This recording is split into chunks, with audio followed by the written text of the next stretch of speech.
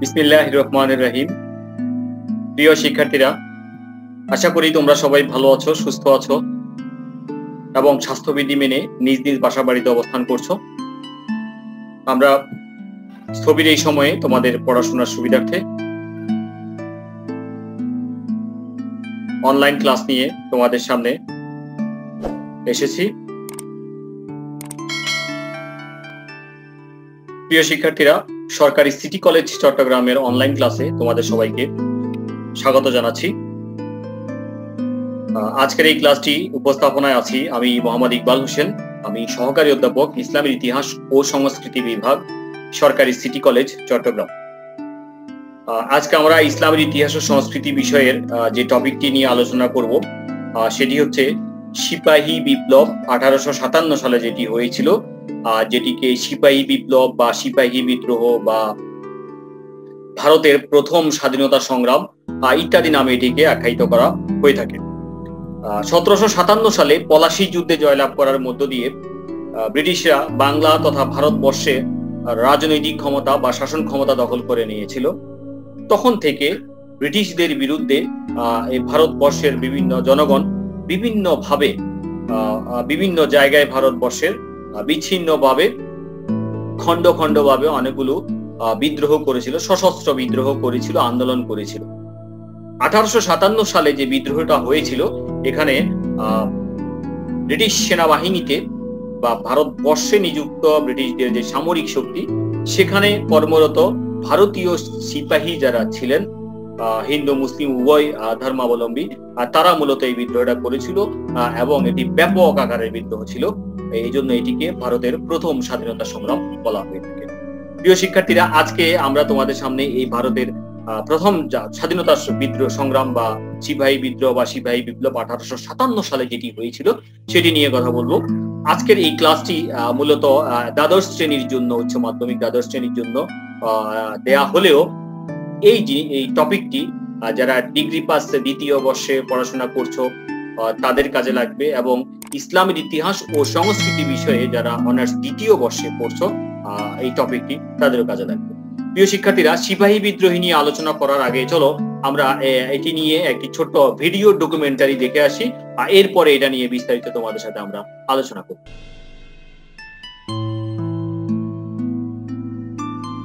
How should we describe the events that occurred in India in 1857? William Dalrymple's view is that while the term mutiny is too narrow, War of Independence is also too wide. Most historians tend to agree that rebellion is suitable, but what actually happened? The British East India Company, formed in 1600, set up outposts in India to trade in textiles and spices for the home market. As their influence grew, they fought a number of battles with the Indians and the French to secure hegemonic power over the subcontinent.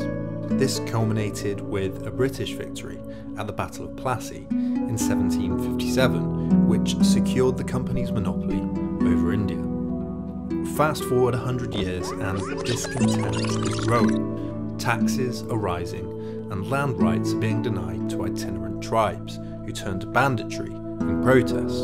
The word thug comes from the Indian Tughi, the name for these bandits, and the Hindi word for deceit.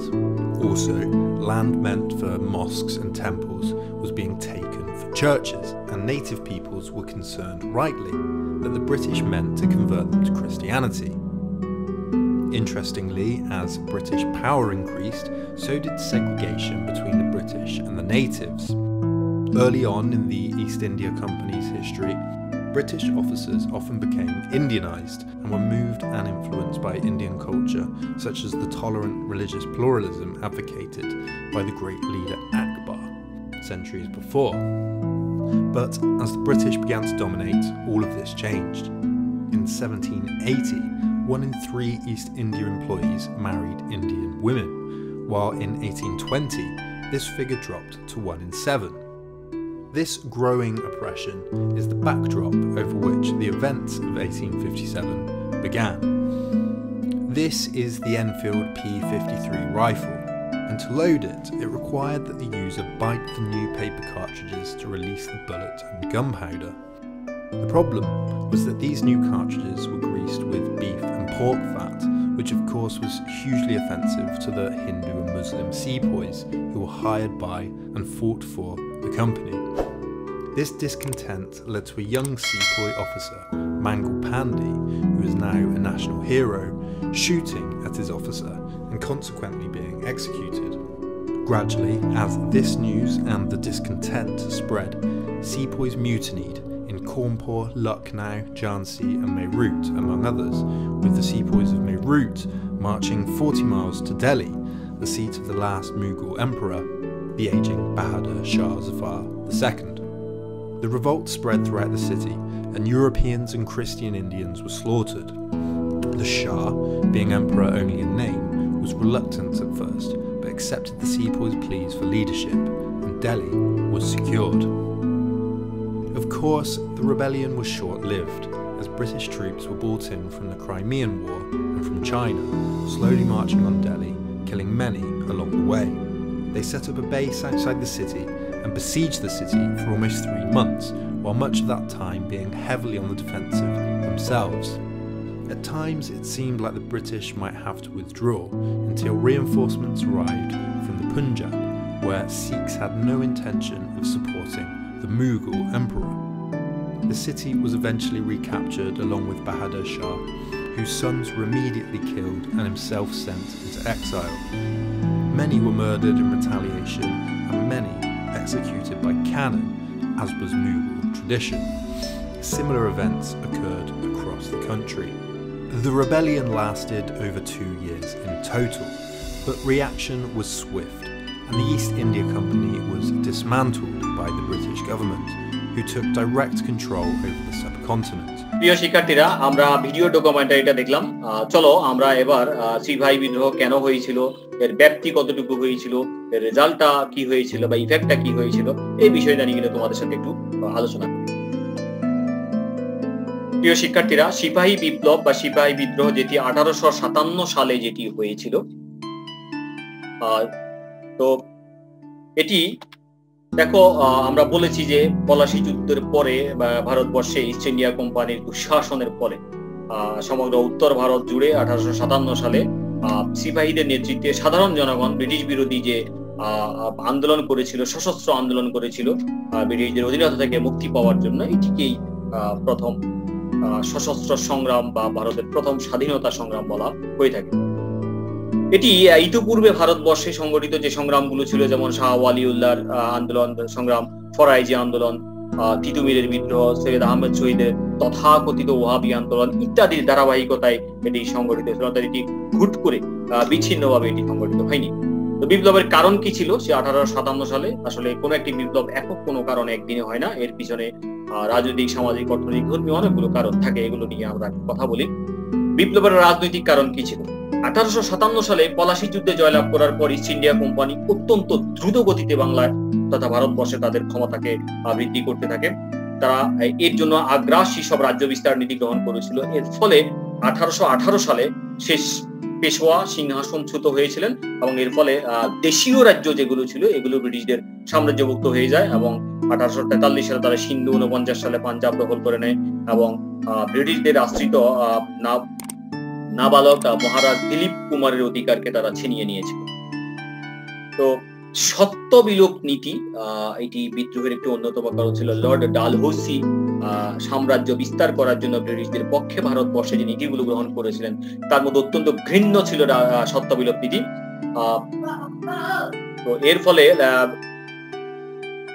এটার এই সত্য বিলোপ নীতির মূল কথা ছিল যে ব্রিটিশদের আশ্রিত রাজ্যগুলোর মধ্যে যারা উত্তরাধিকারবিহীন অবস্থায় মারা যান তাদের সম্পদগুলো বা তাদের রাজ্যগুলো সরাসরি ব্রিটিশদের অধীনে চলে আসবে, এটি ছিল সত্য বিলোপ নীতি।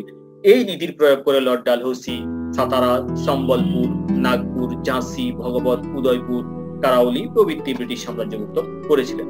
এছাড়া কর্ণাটের নবাব ও তাঞ্জোরের রাজার দত্তক পুত্র এবং পেশোয়া দ্বিতীয় বালাজি রাওয়ের দত্তক পুত্র নানা সাহেবের যে বার্ষিক বৃত্তি ছিল সেটি বন্ধ করে দেওয়া হয়েছিল। অধীনতামূলক মিত্রতা নীতির সূত্র ধরে অযোধ্যা দখল করে নিয়েছিল ব্রিটিশরা। লর্ড ডালহৌসি সত্য বিলোপ নীতির দ্বারা রাজ্যগ্রাস, উপাধি ও বৃত্তিলোপ সম্রাট বাহাদুর শাহ শেষ মুঘল সম্রাটকে দিল্লির রাজপ্রাসাদ থেকে বিতাড়নের যে পরিকল্পনা ও সাম্রাজ্যবাদী আগ্রাসী সম্প্রসারণ নীতির বিরুদ্ধে ভারতীয় জনগণ বিদ্রোহী হয়ে উঠেছিল। ভারতবর্ষে ব্রিটিশ শাসন শুরু হওয়ার পর থেকেই সদ্য ক্ষমতা হারানো মুসলমানরা উচ্চ রাজ পদ থেকে, চাকরি থেকে, জমিদারির প্রাপ্তি থেকে বঞ্চিত হচ্ছিল। কর্নওয়ালিসের সংস্কারের ফলে এটি আরো তীব্র হয়েছিল এবং সিভিল সার্ভিস কোড ব্যবহার করে ভারতীয় কর্মচারীদের সংখ্যাটা হ্রাস করা হয়েছিল। কোনো ভারতীয় কে উচ্চ পদে নিয়োগ দেওয়া হয়নি। এইসব কর্মকাণ্ড ভারতীয়দের মনে ব্রিটিশ বিরোধী একটা তীব্র ঘৃণা, ক্ষোভ এবং একটা অসহিষ্ণু অবস্থা সৃষ্টি করেছিল। অর্থনৈতিক কারণ, কোম্পানি বাংলায় দেওয়ানি লাভ করার পরে একটা সম্পদ পাচারের মহোৎসব শুরু করেছিল। ওয়ারেন হেস্টিংস তার দ্বৈত শাসন রহিত করে, যেটা 1765 সালে হয়েছিল, সেটি রহিত করে রাজস্ব আদায়ের সমস্ত দায়িত্ব কোম্পানির হাতে নিয়ে এসেছিলেন। অবৈধ উপায়ে সম্পদ গ্রাসের অংশ হিসাবে মুর্শিদাবাদের নবাবের বৃত্তি বার্ষিক 32 লক্ষ টাকা থেকে 16 লক্ষ টাকা হ্রাস করা হয়েছিল। মুঘল সম্রাট শাহ আলমের বাৎসরিক ভাতা 26 লক্ষ টাকা বন্ধ করে দেওয়া হয়েছিল। কোরাহ ও এলাহাবাদ জেলা দুটি অযোধ্যা নবাবের কাছে সম্পূর্ণ অবৈধভাবে 50 লক্ষ টাকায় বিক্রি করে দেওয়া হয়েছিল। রোহিলাদের নিকট থেকে 45 লক্ষ টাকা, রানী ভবানীর কাছ থেকে 22,58,974 টাকা, চৈত সিংহের কাছ থেকে 57 লাখ টাকা এবং অযোধ্যার বেগমের নিকট থেকে ভয় ভীতি প্রদর্শন করে জোরপূর্বক 30 লক্ষ টাকা আত্মসাৎ। এগুলো ছিল অন্যতম, এগুলো নয়, এরকম অসংখ্য পরিমাণ টাকা, বিপুল পরিমাণ সম্পদ তারা আত্মসাৎ করেছিল। কোম্পানির অনুগত জমিদার শ্রেণীর সৃষ্টি। লর্ড কর্নওয়ালিসের চিরস্থায়ী বন্দোবস্তের ফলে জমিদাররা ভূমির মালিকানা লাভ করেছিল। এই ব্যবস্থায় ভূমিহীন কৃষকদের অর্থনৈতিক মেরুদণ্ড সম্পূর্ণ ভেঙে দেওয়া হয়েছিল। কিন্তু এই ব্যবস্থা কোম্পানির অনুগত একটি জমিদার শ্রেণীর সৃষ্টি করেছিল, যারা বিদ্রোহের সময় নীরব থেকে, চুপ থেকে কি করেছিল, কোম্পানিকে সহযোগিতা করেছিল। মুসলমান রায়তদের দুর্দশা। চিরস্থায়ী বন্দোবস্তের ফলে নিরীহ এবং সর্বহারা মুসলিম রায়ত বর্গ বা কৃষক শ্রেণী সম্পূর্ণ নিশ্চিহ্ন হয়ে গিয়েছে। উইলিয়াম হান্টার তার রিপোর্টে বলেছিলেন যে গত 75 বছরের মধ্যে বাংলার মুসলিম পরিবারগুলোর অস্তিত্ব পৃথিবীর বুক হতে নিশ্চিহ্ন হয়ে যায়, নতুবা ইংরেজদের সৃষ্ট নতুন ভিত্তশালী সমাজের নিচে চাপা পড়ে যায়। তো সিপাহীদের আর্থিক দুরবস্থা দেখো। কোম্পানির অর্থনৈতিক বৈষম্য সিপাহীদের মনে তীব্র অসন্তোষ সৃষ্টি করেছিল। কেন? কারণ হচ্ছে সাধারণ সিপাহীদের বেতন ছিল মাসিক 9 টাকা মাত্র। 3,18,000 দেশি সৈন্য বা সিপাহীর ও অফিসারদের জন্য বার্ষিক মাত্র 18 লক্ষ পাউন্ড ব্যয় করা হতো। অথচ মাত্র 51,316 জন ইউরোপীয় সৈনিক এবং অফিসারের জন্য 56,68,000 পাউন্ড ব্যয় করা হতো। যেখানে 3 লক্ষ সৈন্যের জন্য 18 লক্ষ পাউন্ড, সেখানে মাত্র 1.5 লক্ষ বা 51,000 সৈন্যের জন্য 56,68,000 পাউন্ড ব্যয় করা হতো। এই বৈষম্য সিপাহীদেরকে কোম্পানি শাসনের বিরুদ্ধে বিক্ষুব্ধ করে তুলেছে। সামাজিক ও ধর্মীয় কারণ। ইস্ট ইন্ডিয়া কোম্পানির জনকল্যাণমূলক সংস্কারগুলো গোঁড়া এবং রক্ষণশীল ভারতের হিন্দু ধর্মাবলম্বী জনগণ এবং কোনো কোনো ক্ষেত্রে মুসলমানদের ধর্মীয় অনুভূতিতে আঘাত এনেছে। তারা পাশ্চাত্যের আদলে ইংরেজি শিক্ষা, তারপরে রেলগাড়ি, টেলিফোন, টেলিগ্রাফ প্রবর্তন, সতীদাহ প্রথা উচ্ছেদ, ধর্মান্তরিত হিন্দুদেরকে নাগরিক অধিকার প্রদান, হিন্দু বিধবাদের পুনঃবিবাহের অধিকার প্রদান, খ্রিস্টান ধর্মযাজকগণ কর্তৃক ভারতীয়দের খ্রিস্ট ধর্মে দীক্ষিত করার যে প্রয়াস ইত্যাদি কর্মকাণ্ডগুলো ভারতের হিন্দু মুসলমান উভয় সম্প্রদায়ের মনে তীব্র অসন্তোষ সৃষ্টি করেছিল। ধর্মীয় অনুভূতিতে আঘাত। লর্ড ক্যানিং 1856 সালে জেনারেল সার্ভিস এনলিস্টমেন্ট অ্যাক্ট এর মাধ্যমে ভারতীয়দেরকে পারস্য, চীন ও ক্রিমিয়ায় যুদ্ধ করতে বাধ্য করেছিল। সমুদ্র পাড়ি দিলে বা কালা পানি বা কালো রঙের পানি বা মহাসমুদ্র পাড়ি দিলে ধর্মনাশ হবে, এটি ভারতীয় হিন্দুদের মধ্যে এক ধরনের প্রথিত ছিল তাদের ধর্মীয় বিশ্বাস হিসাবে। এই বদ্ধমূল ধারণাকে আঘাত এনেছিল এই জেনারেল সার্ভিস এনলিস্টমেন্ট অ্যাক্ট, যেটার মধ্য দিয়ে ভারতীয় সৈনিকদেরকে পারস্যের, চীন এবং ক্রিমিয়া যুদ্ধ করতে হয়েছিল। এটি ভারতীয় সৈনিকদের মধ্যে প্রবল ক্ষোভ সৃষ্টি করেছিল। সামরিক কারণ, ভারতীয় জনগণ ও সিপাহীরা যখন কোম্পানির উপর বিক্ষুব্ধ, তখন কোম্পানি সেনাবাহিনীতে এনফিল্ড নামক নতুন এক ধরনের রাইফেল প্রবর্তন করেছিল, যেটার কার্তুজ বা বুলেট খোসা দাঁত দিয়ে কেটে এরকম করে ছেড়ে বুলেটটা রাইফেলে পপ করে ফায়ার করা লাগতো। তো গুজব রটে যায় যে এই বুলেটের কার্তুজের মধ্যে গরু এবং শূকরের চর্বি মিশ্রিত আছে। এখন গরুর চর্বি মিশ্রিত আছে, এটা হিন্দু ধর্মাবলম্বীদের জন্য আপত্তিজনক। শূকরের চর্বি মিশ্রিত আছে, এটি মুসলিম বা ইসলাম ধর্মাবলম্বীদের জন্য আপত্তিজনক। ফলে উভয় সম্প্রদায়ের ধর্মীয় অনুভূতিতে আঘাত আনে, ধর্ম নাশ হওয়ার আশঙ্কা সৃষ্টি হয়। ফলে স্বাধীনতা সংগ্রাম একেবারেই ত্বরান্বিত হয়ে সামনে চলে আসে। স্বাধীনতা সংগ্রামের গতি প্রবাহ কি ছিল? দূর দূরান্তে যুদ্ধের জন্য অতিরিক্ত ভাতার দাবিতে দেশীয় সিপাহীরা 1857 সালের আগেও বেশ কয়েকবার তারা বিদ্রোহ করেছিল, যেমন 1854 সালে, 49 সালে, 50 সালে এবং 52 সালে তারা অতিরিক্ত ভাতার জন্য বিদ্রোহ করেছিল।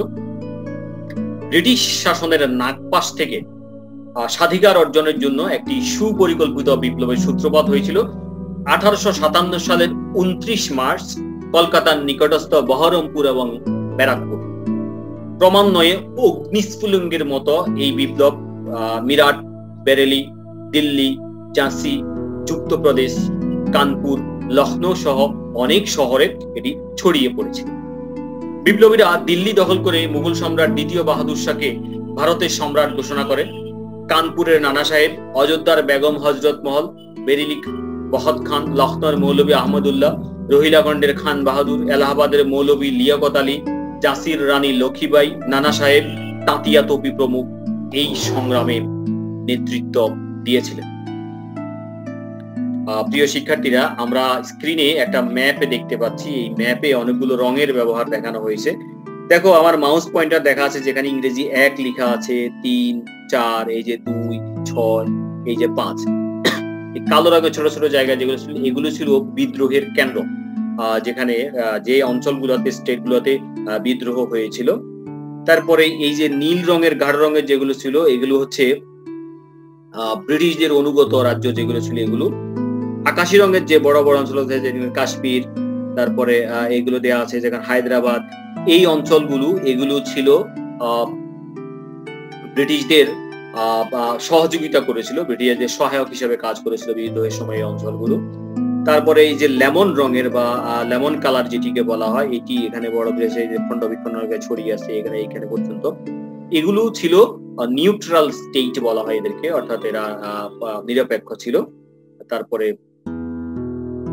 হালকা কমলা রঙের যে অঞ্চলগুলো ছিল, এগুলো ছিল বিদ্রোহের দ্বারা প্রভাবিত অঞ্চল ছিল, বিদ্রোহের দ্বারা প্রভাবিত হয়েছিল অঞ্চলগুলো।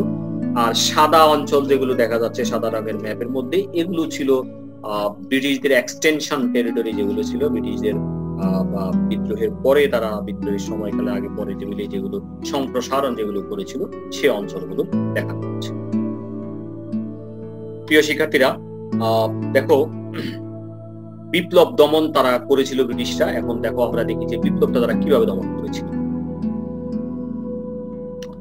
বিপ্লব দ্রুতগতিতে ভারতের বিভিন্ন জায়গায় ছড়িয়ে পড়লেও ভারতের তৎকালীন গভর্নর যিনি ছিলেন লর্ড ক্যানিং, ইংরেজ সেনাবাহিনী ছোট আকৃতি ছিল, কিন্তু তাদেরকে বুদ্ধিমত্তার সাথে ব্যবহার করেছিলেন এবং ইংরেজদের উন্নত অস্ত্র শস্ত্র, তাদের ট্রেনিং, তাদের রেডিও এবং টেলিগ্রাফের মতো তখনকার সময়ের অত্যাধুনিক দ্রুতগতি যোগাযোগ ব্যবস্থা ইত্যাদির কারণে তারা বিভিন্ন অঞ্চলের বিদ্রোহের খবর দ্রুতগতিতে সংগ্রহ করেছিল এবং তাদেরকে সহযোগিতা করেছিল শিখ এবং নেপালি গুর্খা সৈন্য যারা ছিল। গুর্খা রেজিমেন্টের সৈন্যরা ভারতের সবচেয়ে দুর্ধর্ষ সেনাবাহিনী ছিল। এদের সহযোগিতা নিয়ে অত্যন্ত কঠিন নৃশংস উপায়ে তারা এই বিপ্লব এবং বিদ্রোহকে দমন করতে সক্ষম হয়েছিল বা দমন করেছিল।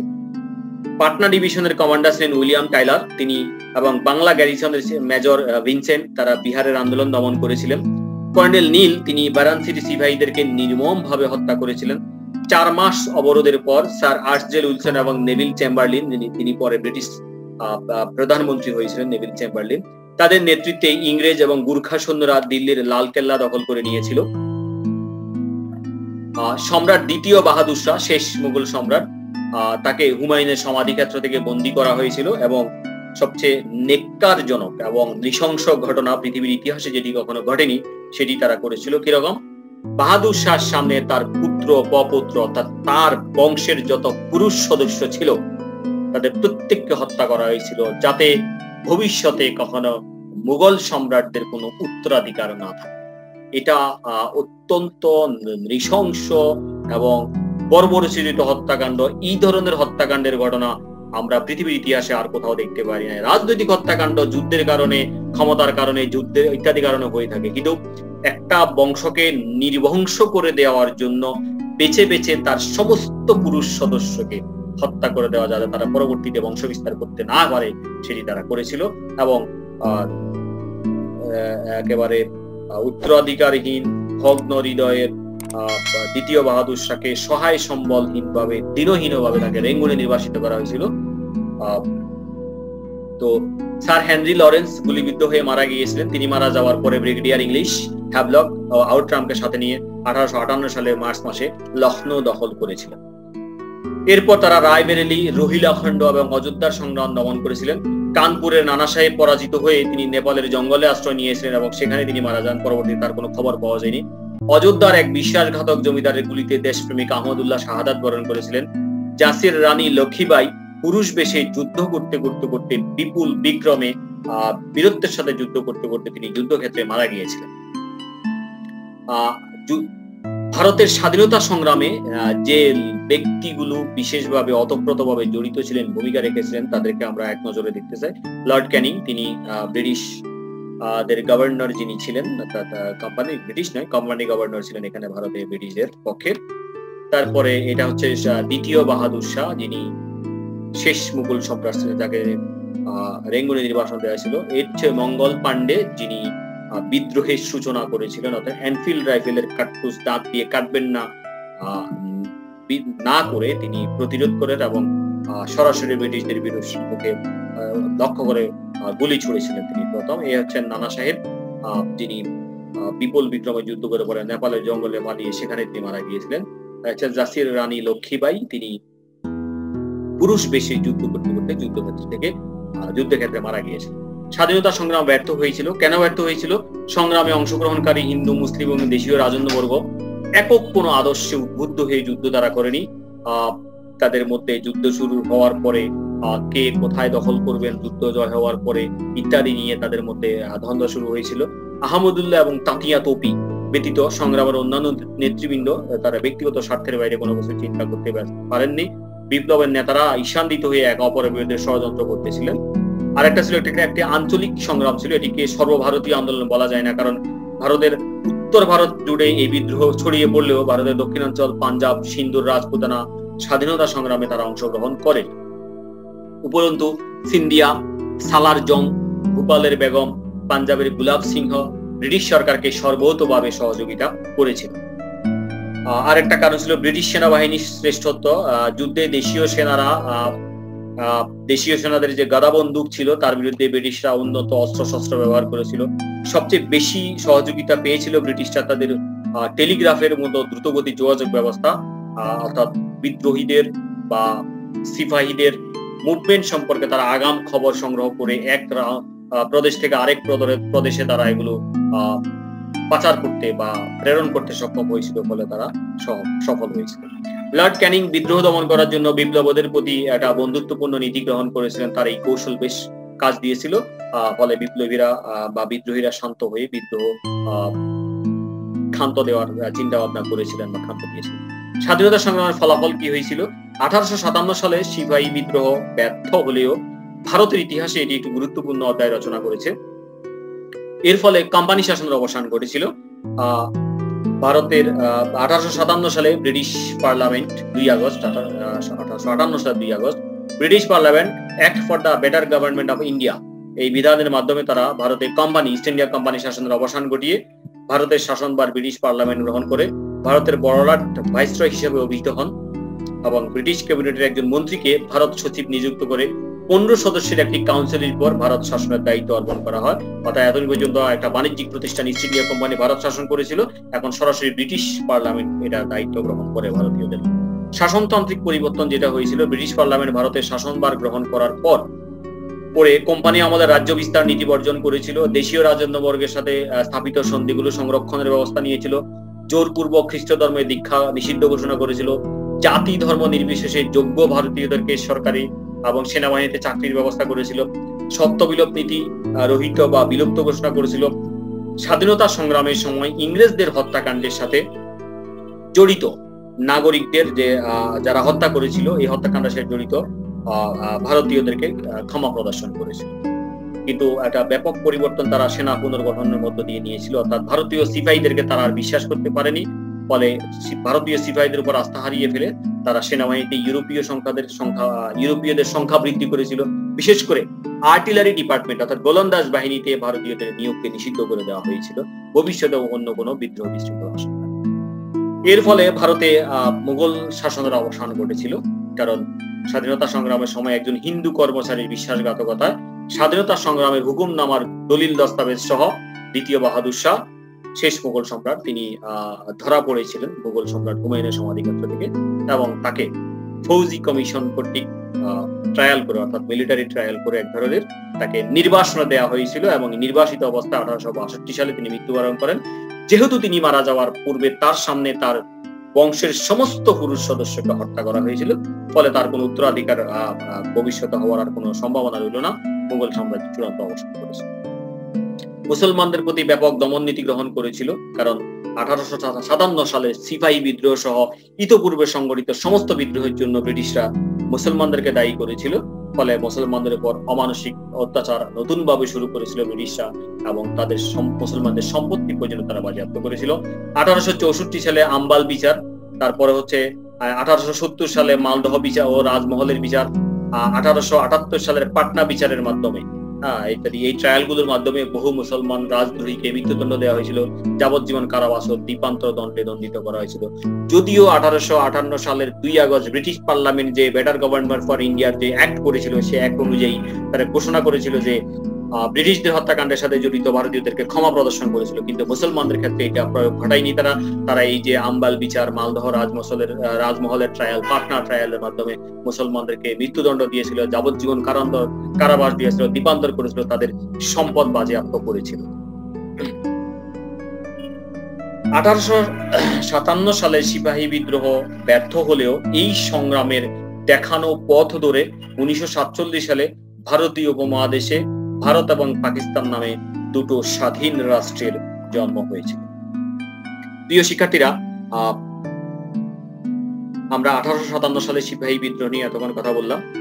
এটি নিয়ে সৃজনশীল পরীক্ষার্থী যারা আছে উচ্চ মাধ্যমিক স্তরে, তাদের সৃজনশীল প্রশ্ন হয়ে থাকে ভারতের স্বাধীনতা সংগ্রাম নিয়ে। প্রথম স্বাধীনতা সংগ্রাম, পৃথিবীর অনেক জাতির, অসংখ্য জাতির স্বাধীনতা সংগ্রামের ইতিহাস আছে, তাদের কোনো একটি স্বাধীনতা সংগ্রামকে রূপক অর্থ দিয়ে এটা দেওয়া হতে পারে। তবে এই সংগ্রামটি ব্যর্থ হয়েছিল, কারণ এটি আসলে ব্যাপকভাবে সমগ্র ভারতবর্ষে ছড়িয়ে পড়েনি। সিপাহীরা অনেকটা অপরিকল্পিত ভাবে তারা কি করেছিল, এই সংগ্রাম করেছিল, এবং ব্যারাক যেগুলো ছিল, ক্যান্টনমেন্ট যেগুলো ছিল, এক ক্যান্টনমেন্টের সাথে আরেক ক্যান্টনমেন্টের সিপাহীদের যোগাযোগের কোনো ভালো ব্যবস্থা ছিল না, তারা যোগাযোগ করতে পারেনি। নেতৃত্বের একক কোনো কেন্দ্রীয় নেতৃত্বের অভাবে তারা এটা ব্যর্থ হয়েছিল। এটি তোমরা যদি মাথায় রাখো, তোদের স্মৃতিতে থাকে, তাহলে সৃজনশীল প্রশ্নের উত্তর দিতে পারবে। আর ডিগ্রি পাস দ্বিতীয় বর্ষ অনার্স দ্বিতীয় বর্ষের শিক্ষার্থী যারা আছে, তোমাদের ক, খ, ঘ উভয় বিভাগে প্রশ্ন আছে। ক বিভাগে প্রশ্ন আছে স্বাধীনতা সংগ্রামের কারণ, সফলতার কারণ কেন হয়নি বা ব্যর্থ কেন হয়েছিল বা ফলাফল আলোচনা করো ইত্যাদি। ক, খ এবং গ বিভাগও এই বিষয়ে প্রশ্ন হতে পারে। প্রিয় শিক্ষার্থীরা, এতক্ষণ ধরে তোমরা আমাদের সাথে ক্লাসটি ছিলে, এই জন্য তোমাদের প্রত্যেককে আন্তরিকভাবে ধন্যবাদ জানাচ্ছি। আশা করি পরের ক্লাসে তোমরা সাথে থাকবে। ততদিন পর্যন্ত আল্লাহ আমাদের সবাইকে ভালো রাখুন, সুস্থ রাখুন, নিরাপদ রাখুন, এবং তোমরা নিয়মিত পড়াশোনা চালিয়ে যাবে এই প্রত্যাশায় আজকের মতো শেষ করছি। আল্লাহ হাফেজ।